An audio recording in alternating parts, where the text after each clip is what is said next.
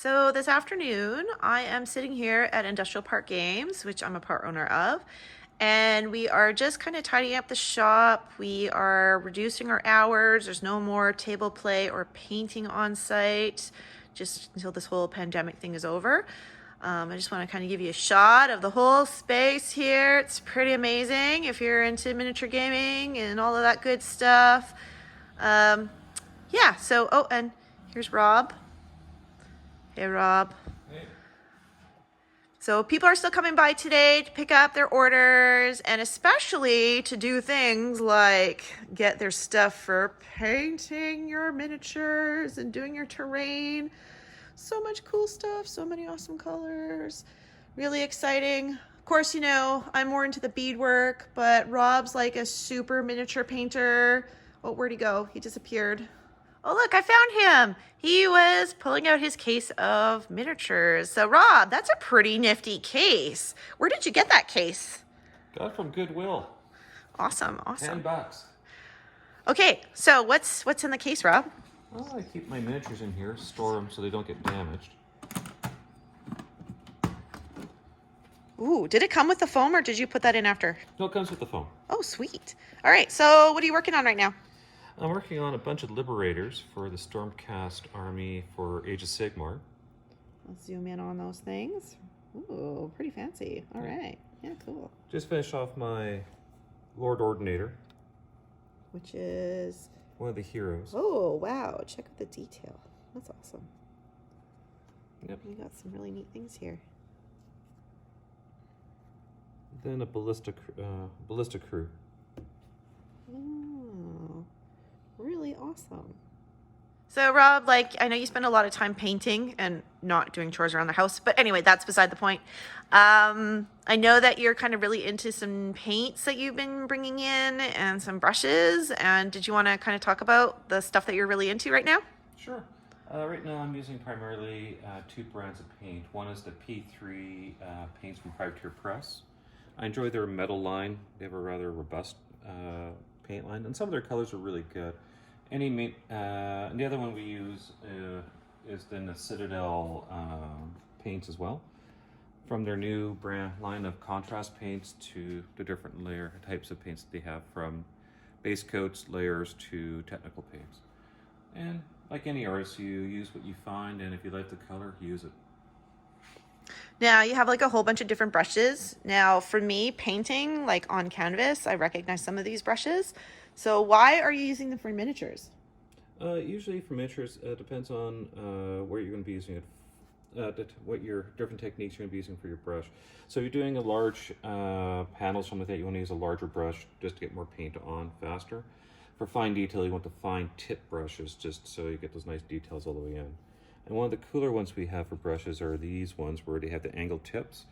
For any artist, it's that one way to reach in without having to do really awkward hand pose to get into the miniature. It has a crook there so it can get into areas a lot easier. And it's one of our more popular brushes. Do you use that brush yourself? Yes. Awesome. But not that particular brush, No, right? not that particular. That's for sale. So I have a confession to make. I don't spend a lot of time in the store here just because it's not really my thing, really. It's fun. I've loved playing games and whatnot, but spending a lot of time to build miniatures and paint them is, I spend my time beading. But anyway, tell me about the diorama stuff, because that's really new. Last time I was here, I don't even think that was set up yet. And I see that's some really great product that you've brought in. So what is it? What is it used for? What do you like about it? What I like about it is that when you paint a miniature, it comes down to how you're going to do your bases. When you get a base for your miniature, it's usually just a flat piece of round plastic that the miniature stands on. So a lot of miniature builders go to using different types of basing material. So like up here on the diorama effects from Vallejo, they have this great product where you can make waves or still water like ponds, things like that.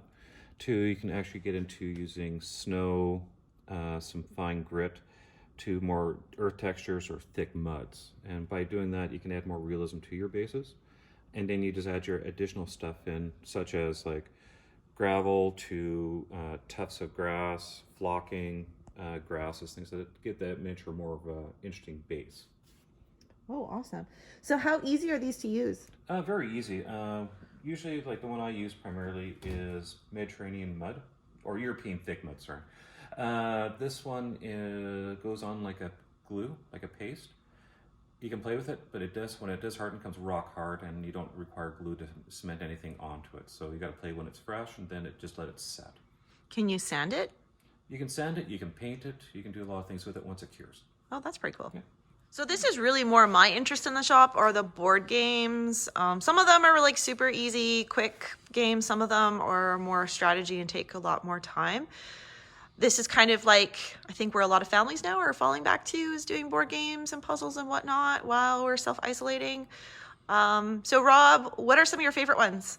Like my favorite one right here is Dixit. Love Dixit. Love it, love, love, love, love it.